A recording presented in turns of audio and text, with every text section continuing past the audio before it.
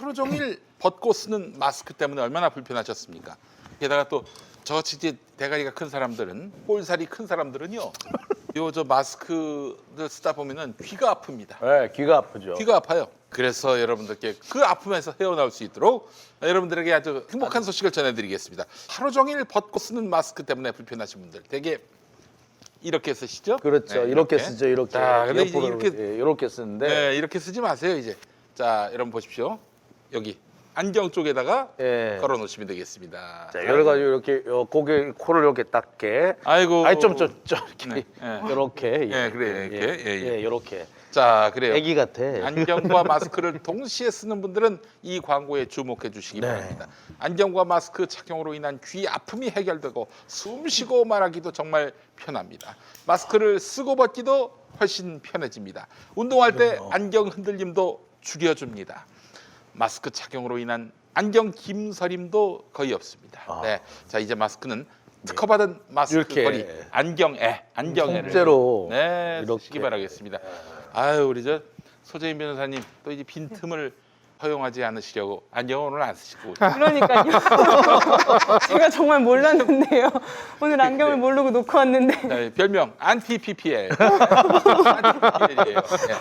자, 여러분 안경애입니다. 안경애 개발자이자 주식회사 아이디어필드 대표님은 22년 동안 학교 학원에서 물리 화학을 가르치는 선생님인데 마스크를 귀에 걸어 착용하다 보니까 귀가 압박돼서 불쾌하고 아프고 숨쉬기도 힘들고 말하기도 힘들어서 마스크의 위쪽만 압박하도록 마스크를 안경다리에 끼워서 착용하면 좋겠다고 생각을 해서 개발하게 됐습니다. 아이디어죠. 네, 숨쉬기도 편해지고 귀 압박으로 인한 불쾌감도 사라지고 턱이 덜 압박돼서 발음하기가 훨씬 좋아지고 안경 김서림도 없어졌습니다. 안경에는 클라우드 펀딩 와디지에서 평점 4.75로 성공 종료돼서 네이버와 쿠팡에서 판매 중입니다. 검색창에서 아이디어 필드나 안경애로 검색하시기 바랍니다. 수많은 구매 후기가 안경애의 편리함을 증언하고 있습니다. 아이디어 필드 블로그나 네이버, 쿠팡의 아이디어 필드 몰로 들어가시면 구매하실 수 있습니다. 보다 궁금하신 점은 아이디어 필드 블로그나 네이버 톡톡 041-564-3330으로 네. 문의 주시면 되겠습니다. 자, 5월 가정의 달과 김용민 TV 꼼찰청장 광고 기념 일주일 이벤트 특가를 준비했는데 이벤트 특가 한 세트 정가 5,500원인데 이벤트 특가로 30% 할인해서 한 세트 3,850원에 구매하실 수 있습니다. 안경애 10세트 이상 대량 구매 때는 40% 할인해서 한 세트당 3,300원에 구매할 수 있습니다. 5월 13일 저녁 11시까지 특가입니다. 준비된 3,000세트가 조기 소진될 경우 특가 이벤트가 종료될 수 있으니까 여러분 서두르시기 바랍니다. 지금 이 시간부터 마스크를 편하게 쓰는 획기적 아이템 아이디어 필드 혹은 안경애 두 단어를 꼭 기억하시기 바라겠습니다. 저는 소재인 변호사님이 안경 쓰고 오시면 그 안경에 제가 끼워드리려고 그랬어요. 이게 어떻게 되냐면 이게 안경 대가 요로 들어가가지고 여기 이제 요렇게 들어가가 이렇게 딱 걸리는 거거든요. 네. 그래서 여기 보면은 요렇게 걸려요. 요렇게. 그래서 이제 요런 식으로 이렇게 되는 건데 이게 두 개가 이제 한 세트에 파는 거예요. 근데 써보니까 이게 두 가지 좋은 점이 있어요. 일단 뭐냐면은 보통 안경도 이렇게 귀에 닿으면은 사실 나중에 좀 쓰라리고 좀 그렇잖아요. 이렇게. 그렇지. 그런데 일단 이게 걸리니까 훨씬 덜 쓰라려요. 일단 그게 저 좋고 두 번째는 이제 여기 이렇게 걸잖아요. 이렇게 여기 이제 고리가 있으니까 요 네. 고리에 딱 걸잖아요. 이렇게 걸면은 일단 이게 덜 압박이 돼요. 네. 그래서 훨씬 이제 숨쉬기가 수월하고요. 또 여기 요 코를 이렇게 딱 누르면은 안경에 김도 안 서려요. 좀 전까지 안경에 김 서리는 거 보셨잖아요. 네. 근데 안경이 이렇게 하면 김도 안 서려지고. 너무 좋아집니다. 예. 예. 그다음에 이제 보통 안경하고 이렇게 마스크하고 닿아가지고 이렇게 만약에 안경 자국에 안경에 마스크 자국 나고 그랬는데 그런 거 없어요. 이게 이게 저 아이디어 상품 같아 이게. 딱 이렇게 해서 이렇게 이제 안경 다리에 이렇게 꽂는 건데요. 괜찮아요 이게. 네. 써보니까 진짜 편해요. 그러네요. 마스크 쓰면 귀가 이제 항상 조금 그쵸. 불편한데 안경 배에 거는 게 정말 아이디어. 그러니까 안경 걸리지 마스크 줄 걸리지 하면 되게 불편했거든요 이게. 네. 약간 어떨 때면 이제 좀 짜증나기도 하고 특히 이제 피곤하고 땀 많이 나고 이럴 때 은근히 스트레스 받거든요 이게. 근데 요 제품이 있으면은 그런 네. 스트레스는 안 받으실 것 같아요. 알겠습니다. 돌진하라! 면역성을 지켜라! 장님 피하셔야 합니다. 야, 홍삼수 먹으라고 했잖아. 아직도 안 먹었어? 고박사 홍삼순 58,000원? 이 좋은 걸 누가 만들었을까? 나야. 최강욱 열린민주당 의원에 대한 이 수사, 이것도 제가 봤을 때는 엿먹이기 위한 전략인 것 같아요. 소 변호사님 어떻습니까? 네, 지금 5월 4일 그저께죠. 검찰이 최강욱 의원에게 공직선거법 위반 혐의로 당선 무효형에 해당하는 벌금 300만 원을 구형을 했습니다. 지금 최강욱 대표 같은 경우는 이것 말고 똑같은 사실관계로 업무방해죄로 기소가 돼서 1심에서 징역형의 집행유예로 당선 무효에 해당하는 형이 일단 선고가 되어 있는 상태에서 또다시 이런 당선 무효형에 해당하는 벌금형을 구형을 검찰이 한 것인데요. 일단 이 선고 공판은 다음 달 8일, 6월 8일에 선고가 되고요. 제가 이 사건은 검찰총장이나 피하지방법원에서 정말 많이 다뤘었는데 오늘은 이 사건을 검토를 하면서 이런 생각이 들었어요. 제가 한 몇 년 전에 어떤 개인병원 의사 선생님을 이제 변론을 한 적이 있어요. 그게 어떤 사건이었냐면 의료법 위반 사건이었어요. 그러니까 의사에게 의료법 위반의 전과가 생긴다는 건 정말 치명적인 것이죠. 그런데 어떤 내용이냐면 네. 의료법상 광고를 하려면 어떤 절차가 필요해요. 예를 들면 어떤 신의료기술이다 그러면 신의료기술평가위원회의 평가를 받은 것만 광고를 할 수가 그렇지. 있어요. 예. 그런데 그 의사 선생님이 본인의 개인병원 홈페이지에 A라는 어떤 시술에 대해서 광고를 한 거예요. 아하. 근데 그게 어떻게 드러나게 됐느냐? 그 병원에 환자로 왔던 환자분이 병원에 불만을 가지고 아이고. 정말 뭘 고소 고발할 게 없을까 이제 탈탈 털은 거예요. 그 병원을 정말 탈탈 털어서 그거 하나를 찾아낸 거예요. 그 병원 홈페이지에 A라는 시술이 광고가 되어 있구나. 그래서 경찰에 고발을 하고 검찰 수사를 거쳐서 법원까지 가게 된 거예요. 근데 제가 이 사건을 검토하면서 보니까 A라는 기술을 광고를 한 병원이 전국에 제가 네이버 홈페이지에서 검토를 해보니까 한 14페이지가 나요. 그러니까 수십 개가 되는 거예요. 그러니까 이게 만연했던 일이구나. 만연한 정말 이게 아무런 어떤 문제의식이 그러니까 물론 법 위반인데 이렇게 크게 잘못이라는 생각 없이 정말 만연해 있는 그런 현상이었던 거예요. 그리고 여기에 대해서 이 광고가 이걸로 인해서 정말 문제가 되면은 그래도 좀 죄질이 안 좋은 거니까 제가 당시에 의료와 관련돼서 어디 뭐 치과협회라던가 여기저기 이제 유권 해석을 할 수 있는 그런 기관들에다가 사실조회 신청을 보냈어요. 근데 그걸 받아보니까 이거는 많은 병원에서 문제없이 시술을 하고 있는 그런 시술 방법이었던 거예요. 평이한 방법이었던 거. 네, 그런데 이제 제가 그걸 다 냈어요. 법원에다가 이 14페이지를 다 냈어요. 이거 봐라. 지금 검색창에 이 시술 이름을 쓰면 14페이지가 뜬다. 병원들이 이걸 다 광고하고 있다. 그렇게 했는데도 유죄 판결을 받을 수밖에 없었죠. 그거는 법 위반인 거는 어쩔 수가 없으니까요. 그건 사실이니까. 근데 그분은 굉장히 어떻게 보면 운이 없는 그런 경우에 해당했죠. 왜냐하면 만약에 그 불만을 가진 환자분이 없었다면은 그 민원인이 없었다면은 그냥 지나갔을 일이니까요. 이거를 최강욱이나 아니면은 조국 전 장관의 사건에 대입을 시켜보면 어떤 뭐 인턴 증명서를 발급을 한다던가 고등학교 체험활동 확인서를 발급받았다던가 이런 거는 당시에 한영예고나 이런 고등학교, 뭐 강남에서 학교를 다니는 그런 학생들 사이에서는 어떻게 보면 굉장히 만연한 일이었을 거예요. 그리고 봉사활동을 8시간을 했다고 썼지만 그 8시간을 정확하게 채운 사람이 얼마나 될까요? 그러니까 그런 것들을 비춰보면 물론 비난을 받을 수는 있지만 이렇게 검찰의 표적 수사의 대상이 되어서 탈탈 털려서 형사처벌까지 받을 그런 사안은 아니라고 보는데 제가 말씀드리고 싶은 거는 그 의사 선생님 같은 경우에는 그 민원인이 이제 제기를 했기 때문에 운이 나쁘다 어쩔 수 없다 다음부터 조심해라 라고 이렇게 말을 하고 이제 처벌받고 넘어가는 거지만 이 조국 전 장관이나 최강욱 대표 같은 경우에는 그 수사권을 가진 검찰이 그 검찰 조직의 어떻게 보면 이익을 위해서 왜냐하면 최강욱 대표나 조국 전 장관 같은 경우는 굉장히 오랜 시간 동안 검찰에 쓴소리를 해왔던 그런 인사들이고 이제 검찰 개혁을 할 수 있는 그런 위치에 서서 검찰 개혁을 하려고 하는데 거기에 대해서 검찰이 조직의 어떤 안위의 위협을 느껴서 청문회 당일날 전격적으로 기소를 하고 이런 모습을 보여온 걸 보면 이건 분명히 검찰의 조직의 어떤 안위를 위해서 표적 수사나 그런 기소들을 한 거는 분명히 잘못된 것이라고 저는 생각이 들어요. 그런 점이 충분히 고려가 돼야 될 것 같고 이때 이제 최강욱 대표가 라디오에서 한 말은 그거예요. 조 전 장관 아들이 8시간 인턴 활동을 해서 내가 8시간 써준 거다라고 한 게 아니라 이거 허위가 아니다. 이거는 인턴 활동을 했기 때문에 내가 써준 거다라고 한 것에 대해서 그것을 받아들이는 사람 입장에서도 아 이거 8시간 했으니까 8시간 써줬어라고 받아들이는 게 아니라 그냥 사회 통념상 아 인턴 활동을 해서 써줬구나 이 정도로 받아들였을 거란 말이에요. 그런데 이게 과연 당선 무효형에 해당하는 그런 벌금형을 받을 사건이냐 저는 그건 조금 법원이 참작해줘야 되지 않나 이런 생각은 있습니다. 저는 이 부분은 이렇게 생각이 들어요. 검찰한테 찍히면 죽는다.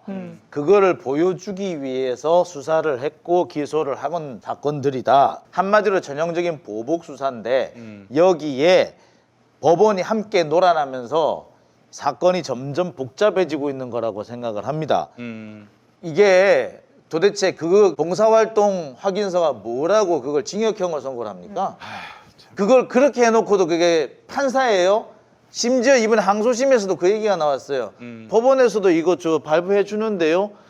법원에서도 그런 거 발부해 주는데 판사라는 놈이 그게 판사냐고 도대체. 기본적인 양식이 없고 이성이 없이 그냥 검찰이 보복을 하겠다는데 거기에 맞장구를 쳐준 나쁜 판사인 거예요. 제가 검찰을 비판하고 검찰 개혁을 이렇게 목소리를 높이니까 사람들이 다 나보고 겁 안 나냐? 걱정 안 되냐 그래. 아니 대통령을 보고 개라고 했던 사람은 처벌을 안 받는데 검찰 보고 수사 똑바로 안 한다고 하는 나는 왜 겁을 내야 합니까? 이게 올바른 세상이에요? 그런데 이게 현실이야. 대통령한테는 괜히 뭐 친일파니 그런 얘기를 아무렇게나 하고 다니는데 검사가 수사 잘못했다고 하는 사람은 오히려 수사를 받아야 되고 겁을 먹어야 되고 이게 도대체 똑바로 된 세상이냔 말이야. 이거를 보면은 이게 검찰 개혁을 안 해야 되냐고. 지금 민주당 내에서 검찰 개혁을 자꾸 뒤로 미루겠다는 사람들이 있는데 저는 정말로 답답합니다. 제대로 돌아가자는 거예요. 원래대로. 아니 대통령을 보고 입에 답지도 못할 쌍욕을 해도 처벌 안 받는 세상에 검사 보고 수사 잘못한다고 그러면은 처벌받을까 봐 겁나야 하고 실제로 처벌을 받고 보복 수사를 당하고 찍힐까 봐 겁을 내야 되고 이런 일이 벌어지지 않도록 하는 것이 검찰 개혁이에요. 제가 오늘 아침에 그런 말을 한 적이 있습니다. 다른 방송에서 누군가가 검찰 개혁을 왜 해야 하느냐라고 묻는다면 손을 들어 한동훈의 휴대폰을 가리키라. 제가요 이 휴대폰하고 아무 상관없는 일로 검찰 소환 조사를 받았는데 얘기를 하다 보니까 그 얘기를 하더라고. 휴대폰에 혹시 뭐 그 당시 기록 남아 있지 않을까요? 휴대폰 한번 보일까요? 그래서 내가 뭐라 그런 줄 아세요? 휴대폰 그 사이 2번 바꿨는데요. 안 보여줘 버렸어요. 근데 왜 2번 바꿨냐면서 화를 버럭 내더라고. 뭐 지들 수사하기 힘들게. 그런데 나는 왜 상관도 없는 핸드폰을 보겠다고 하면서 한동훈 거는 왜 안 보냐고. 그래서 제가 말씀드리는 겁니다. 검찰개혁 왜 필요하냐? 한동훈 휴대폰을 보면 알 수 있다. 한동훈 휴대폰에 뭐가 있기에 그런가? 혹시 다 지운 거 아닌가? 지웠으면 전할 일을 칠 이유가 그렇죠. 없죠. 지웠으면 이렇게까지 할 필요 없죠. 그러니까 지금 이제 7월달에 검찰에서 대대적인 인사를 앞두고 있습니다. 그러면 인사를 하기 위해서는 한동훈 검사 같은 경우에는 법무연수원으로 자리가 옮겨진 그 이유를 해소를 해야 돼요.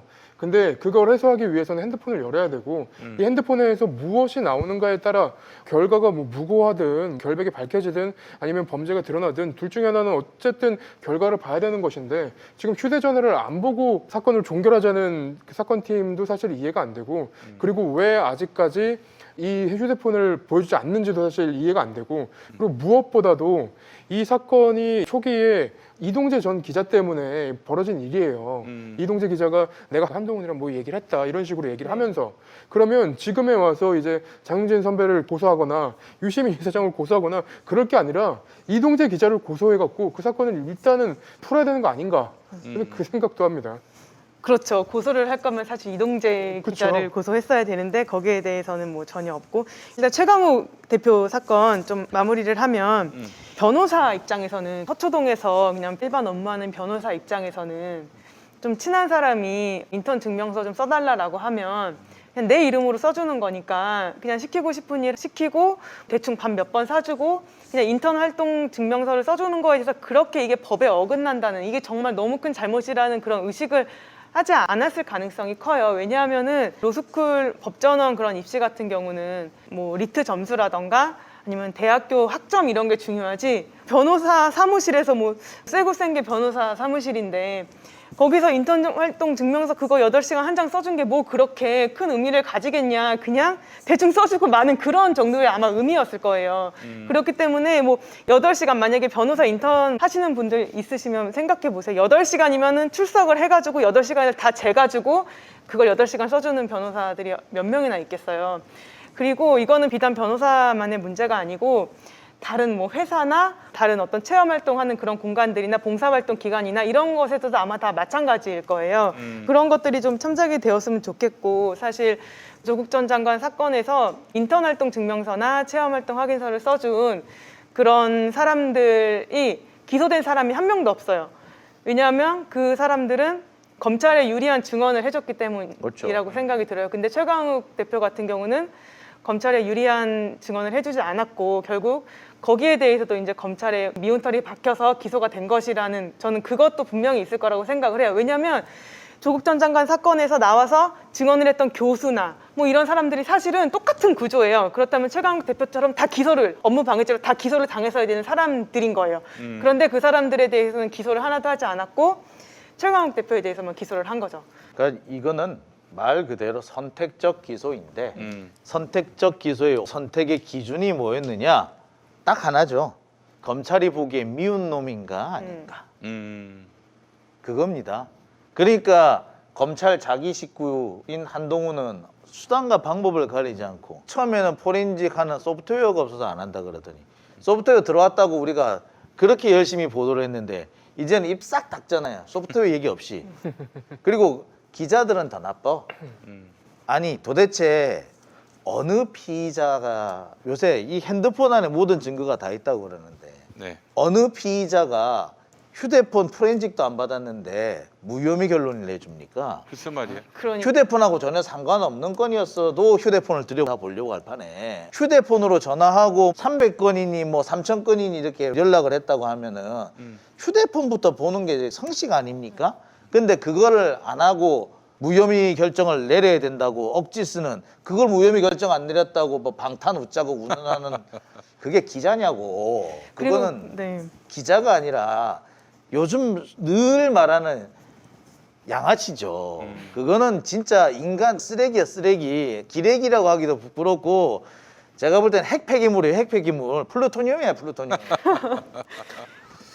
이동재 전 기자에 대한 공소장을 보면 거기에 한동훈이 공범으로 적시되지도 않았는데 왜 한동훈 검사를 계속 끌고 들어가느냐라는 그런 비판 기사도 많이 봤어요. 그런데 그 공소장을 잘 보면 한동훈 검사가 이름만 안 써 있을 뿐 공소장 자체는 공범 구조로 확실히 되어 있어요. 그렇죠. 그게 조사를 통해서 예를 들면 한동훈 검사의 핸드폰을 통해서 그 증거가 나와서 만약에 그에 부합하는 증거가 나온다면 거기에 한동훈 검사 이름을 넣으면 완성이 딱 되는 공범관계가 완성이 되는 그런 구조로 되어 있는데 지금 핸드폰에 대한 어떤 포렌식도 진행하지 않은 채 무혐의 결론을 내리기에는 사실 수사가 미진한 것이거든요. 그리고 핸드폰에 열면 뭐가 나올지 몰라요. 물론 삭제를 했을 수도 있고요. 그런데 포렌식을 하면 삭제한 것도 나올 수가 있거든요. 그렇기 때문에 포렌식 하는 거에 대해서 우려하는 게 아닌가 한동훈 검사 쪽에서는 이런 생각도 이제 듭니다. 봐야 되는 게 그 기사 쓴 기자는 제가 볼 때 기억력이 매우 부족한 애인 것 같아요. 한 두세 달치만 기억하고 그 이상 건 기억 못하는 것 같아. 이동재 구속영장에 뭐라고 돼 있었는데 이동재 구속영장에 이거는 공범이 있고 그 공범이 검찰 고위 관계자라는 강한 의심이 든다라고 분명히 그렇게 쓰여 있어요. 거기에 뭐 한동훈이라는 얘기 한 마디도 있었는 줄 알아요? 그 구속영장은 어디로 도망가 버리고 기사를 쓰려면 좀 똑바로 써라고. 도대체 이거는 제가 볼 때는 이게 그래요. 언론사가 많이 늘어나면서 데스크 자격이 없는 자들이 데스크에 앉아 있다 보니까 이런 애들은 기사를 많이 쏟아내면 장땡인 줄 알고 밑에 후배들을 그냥 후려 잡고 있기 때문에 그러다 보니까 이런 이상한 기사들이 마구 양산되는 거예요. 예? 자격 없는 놈들 빨리 없애줘야 되는데 그러려면 언론 개혁도 이 검찰 개혁과 함께 진행돼야 된다라는 생각이 듭니다. 그리고 한동훈 검사가 이제 공범으로 적시가 안 됐다. 그래서 이 사건은 검언 유착이 아니고 권한 유착이다. 이런 주장들이 나오는데 여기서 이 기사를 쓴 분들이 간과하는 사실은 한동훈 검사를 공범으로 적시를 해버리면은 휴대전화 못 가요. 그냥 압수를 했다 뿐이지 기소한 이후에는 증거물을 더 수집을 할 수 없는데 그러네요. 그걸 원해서 그렇죠. 그렇게 한 거 아닌가? 그러네요. 네, 저는 그 생각도 들더라고요. 아. 그다음에 이제 또 한 가지 보자면은 솔직히 한동훈 휴대폰에 뭐가 들었을지 몰라요. 그렇죠. 이동재만 들었을까? 한동훈 검사 스스로 별건 수사를 할까봐 이거 못 내겠다라고 한 적도 있잖아요. 그걸 생각을 해보세요. 그러면 그 안에 과연 이동재만 있을까? 이동재보다 더 다른 사람이 있지 않았을까? 그리고 사실 전혀 관계가 없는 얘기 같은데 예를 들어 지난번에 우리 김경록 PB 건 같은 네. 경우에 김경록 PB가 이제 KBS 인터뷰했는데 그 인터뷰 내용이 왜곡됐다 해가 좀 난리 난 적이 있었지 않습니까? 그때 이제 제가 또 얽혀 들어갔잖아요. 근데 그때 사람들이 하는 게 이거 아무리 봐도 한동훈의 솜씨 같다는 거예요. 관련이 없는데 뭔 소리야? 라고 했는데 아니야 그러더라고. 도대체 뭐에 그랬는지를 난 모르겠어요. 나 분명히 모르겠다. 내가 모른다 그랬어. 나는 그런 얘기 들었다 뿐이야. 쩔친. 나 분명히 얘기를 했어. 나는 들었다는 얘기를 한 거예요. 예. 예. 그런 얘기는 뭐냐면 그만큼 기자들하고의 소통이 많았다라는 얘기란 말이에요. 그럼 뭔 얘기가 나올지 몰라요. 그러니까 기자들 입장에서는 그거 저기 포렌징 안 하면 안 될까? 이렇게 나오는 게 아니겠냐? 그럴 수 아. 있겠네요. 야, 그래요.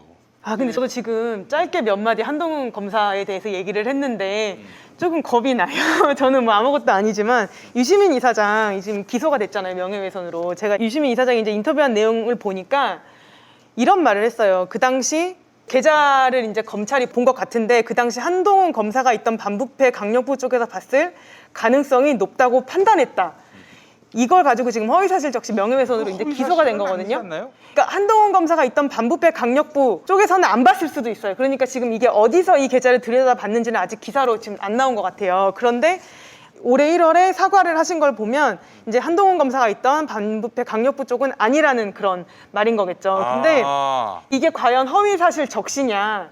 그러니까 저는 사실을 적시한 거는 아니라고 보이거든요. 왜냐하면 이 워딩 자체가 한동훈 검사가 있던 반부패 강력부 쪽에서 봤을 가능성이 높다고 판단했다 이렇게 말을 했기 때문에 저는 이거는 충분히 이렇게 의견을 표시할 수 있다고 그렇지, 생각이 이거는 드는 게 사실의 적시가 아니라 의견의 왜냐하면 표명이네요. 이렇게 표명할 수 있는 그 근거가 있어요. 이게 이제 2020년 7월 24일 날 인터뷰를 했는데 그 이틀 전에 검언유착 의혹 사건에 대해서 녹음 파일이 나왔거든요. 근데 그 녹음 파일에 뭐라고 나왔냐면 이동재 전 기자가 신라젠 수사 얘기하면서 후배한테 유시민만 좀 찾아라 뭐 이렇게 하고 한동훈 검사가 그건 해볼 만하지 어차피 유시민도 지가 불었잖아 나올 것 같으니까 유시민은 뭐 겁이 많아 이 사람 이런 얘기도 하면서 이런 녹취록이 완전히 공개가 된 상황에서 유시민 이사장 입장에서는 아 내가 계좌가 지금 누가 들여다본 것 같은데 이거 한동훈 검사가 있던 반부패 강력부 쪽에서 봤을 가능성 높지 않나 이렇게 충분히 의심해 볼 수 있는 의심해 그런 볼 만한 상황이죠. 내용이고 거기에 대해서 왜냐면 이게 바로 이틀 전이니까 거기에 대해서 의견을 표시하고 의혹을 제기하는 그런 정도라고 전 생각이 들거든요.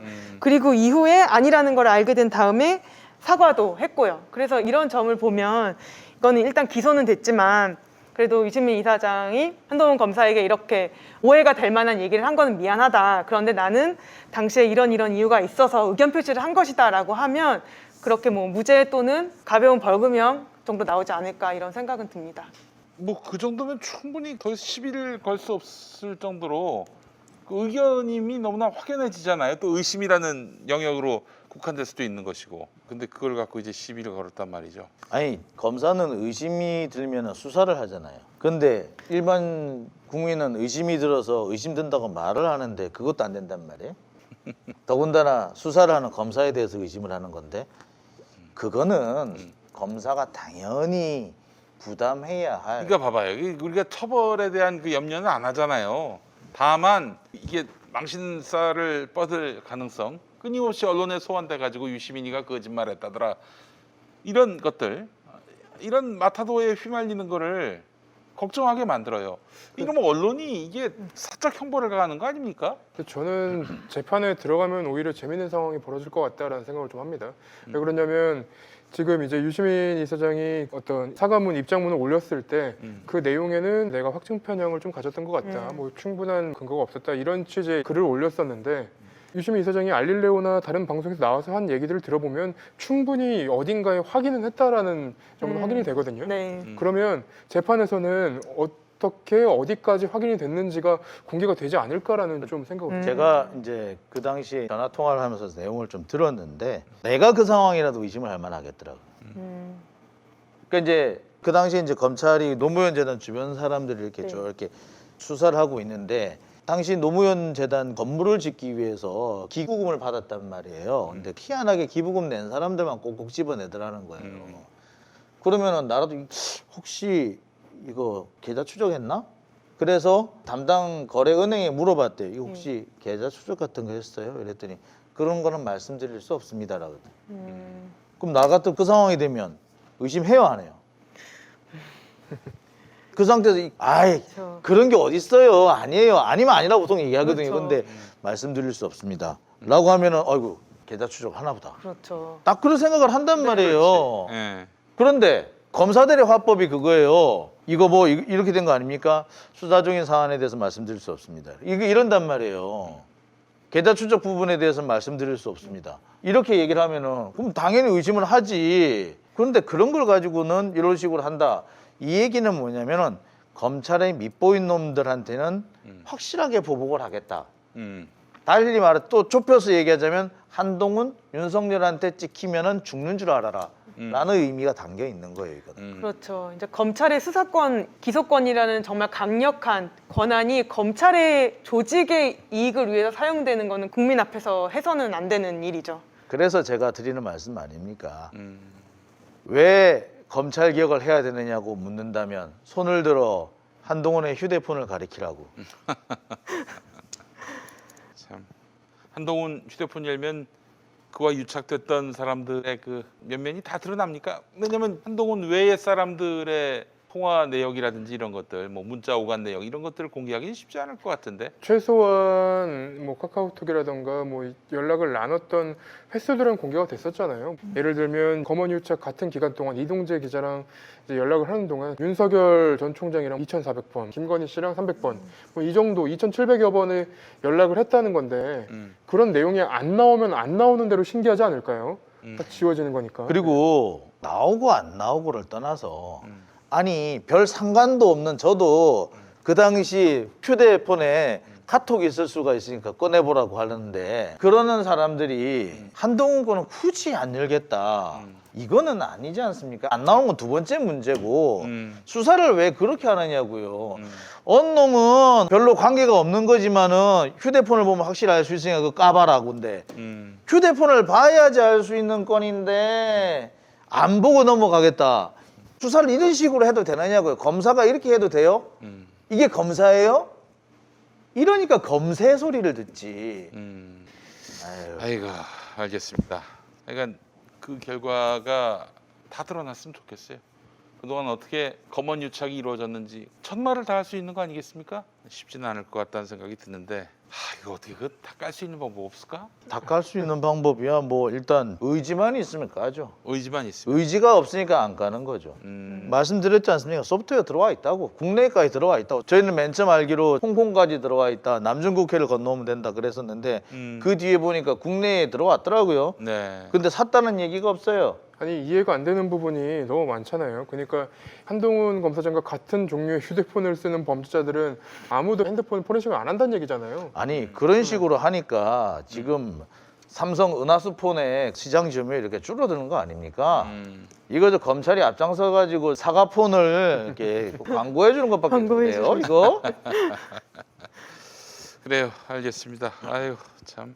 공수처가 지금 또 시끄럽나 봐요. 지금 검찰하고 공수처 사이에 뭐 무슨 갈등이 있습니까? 예, 지금 이성윤 지검장이랑 이규영 검사의 이제 김학의 불법 출금 사건에서 검찰에서 수사를 하다가 이게 공수처 사건이어서 공수처로 입첩이 됐는데 공수처 수사 인력이 부족해서 공소권 유보부 이첩, 그러니까 수사는 검찰이 하되 기소권은 우리한테 있으니까 수사한 다음에 넘기면 우리가 기소 여부 결정하겠다라는 그런 공소권 유보부 이첩을 했었거든요. 근데 검찰이 이규영 검사를 수사를 한 다음에 기소를 검찰이 해버린 거예요, 지금. 그게 이제 관할권 위반이냐 아니냐 뭐 이런 논란들이 있는데 이것도 어저께 5월 4일에 공수처에서 사건 사무 규칙을 이제 관보에 처음 게재를 했는데 거기에 공소권 유보부 이첩이라는 그런 조항을 명시를 이제 한 거예요.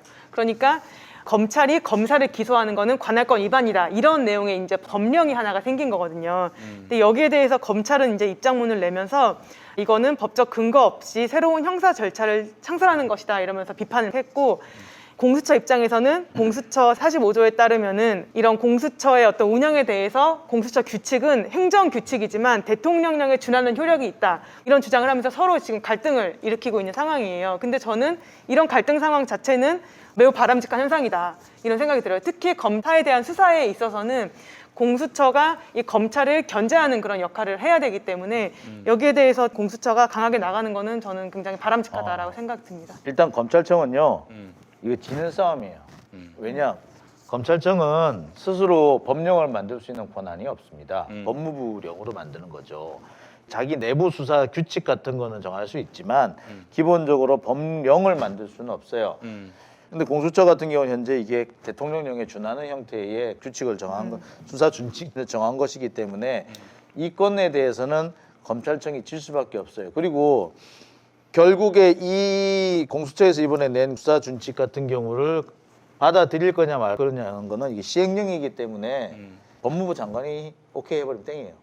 법무부 장관이 검찰청 법 시행령 거기에 맞춰가지고 그것을 조정만 해줘버리면 게임 끝나는 거예요. 이게 형사소송법하고 그 없는 걸 창설했다. 아니요. 형사소송법하고는 특별한 관련이 없어요. 형사소송법에서 특히 이첩 관련된 부분은요. 특별히 금지된 부분이 없어요. 그러니까 특별히 금지됐다든지 전체적인 취지에서 어긋난다든지라고 볼 수 있는 부분이 없기 때문에 검찰은 조항이 없지 않느냐는 식으로 하지만 조항 없는 걸로 검찰이 만든 거 엄청 많거든요. 그런 걸로 따지면 그 형사 절차 중에서 조항이 없는데 검찰이 자기들 자체 뭐 관행 이런 걸로 해서 만든 거 엄청 많아요. 그거 다 창설한 거예요. 형사 절차를. 이거는 기본적으로 검찰이 지는 판입니다. 그러니까 떠들든지 말든지 뭐. 근데 유보부 제2첩과 관련해서는 사실 이렇게까지 논란이 될 필요가 없었다 저는 그렇게 생각해요.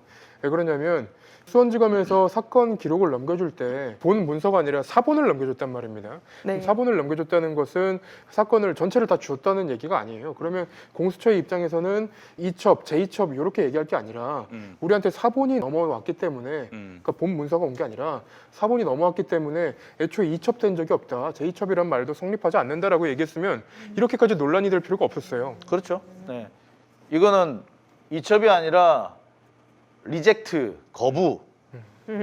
원본을 보내줘 사본 보고 X이야. 이거는 리젝트라고 하는 게 맞죠. 그랬으면 이 문제가 안 생겼죠. 그랬으면 아마 원본을 보내든지 했을 건데 그런 면에서는 누구 말 맞다나 공수처장이 좀 나이브했다. 근데 몇 번 당하고 나시던 이분이 요새 눈빛이 달라졌죠.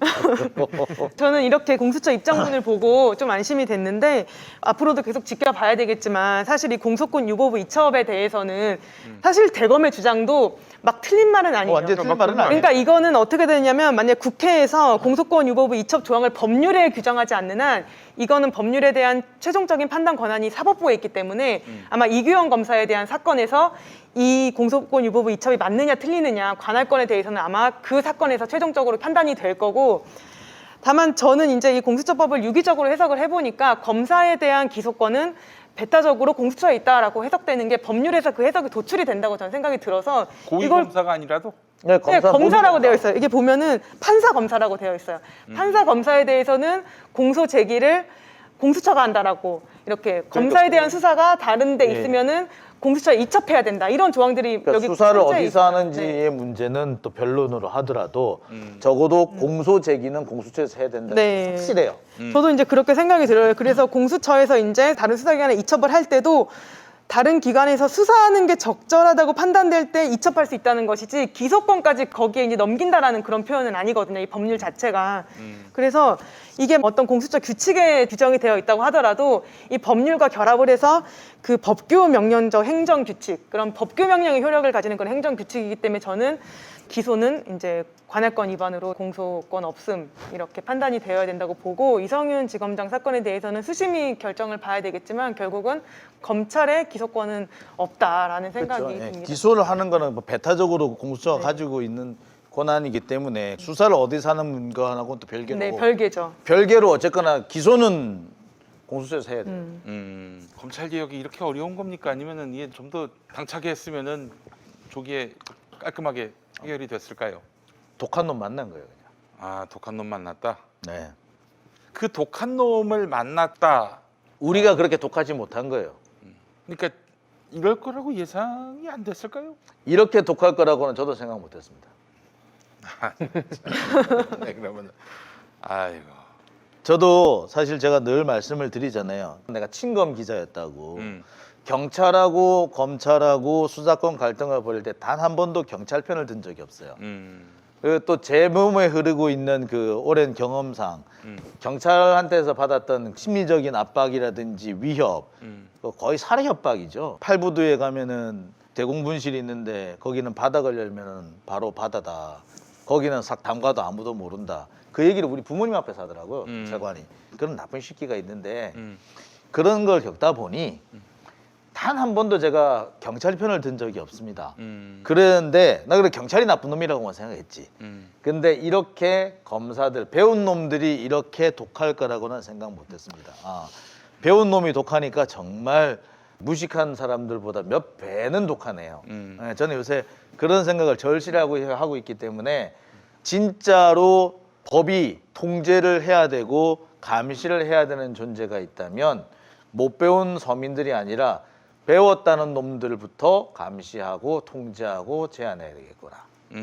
근데 검찰이 그동안 어떤 사회의 거악을 척결해 왔던 그런 기능, 이거는 분명히 인정을 하고 넘어가야 돼. 그거를 이제 부인하는 게 아니고, 그리고 검찰이 언론과 유착을 하는 게 아니라 검찰이 언론과 협력해서 거악을 척결해 왔던 그런 역사도 분명히 있지만, 그 검찰이 검찰 조직의 이익이나 어떤 정파적 이익을 위해서 그게 객관적이고 공정하지 않은 검찰권을 행사할 때 이 사회에 얼마나 큰 해악을 끼치는지에 대해서 조국 전 장관 사건부터 이게 이제 국민이 이거를 이제 알 수 있게 되었기 때문에 여기에 대해서 검찰을 개혁해야 된다는 것이지, 검찰이 지금까지 해왔던 일을 모두 부정하는 것은 아니라는 거. 저는 그 부분에 대해서 찬성 안 해요. 왜냐하면은 원래 법을 처음 만들 때 국가는 잘못을 저지르지 않는다라는 원칙이 있었어요. 네. 잘못을 저지르는 건 개인이지.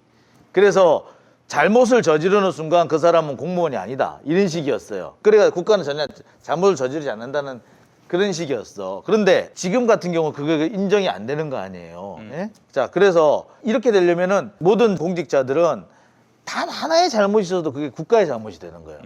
국가에 민폐를 끼치는 거란 말이에요. 예를 들어 경찰은 뭐 그러면 살인범 안 잡았냐고, 도둑 안 잡았냐고요. 네.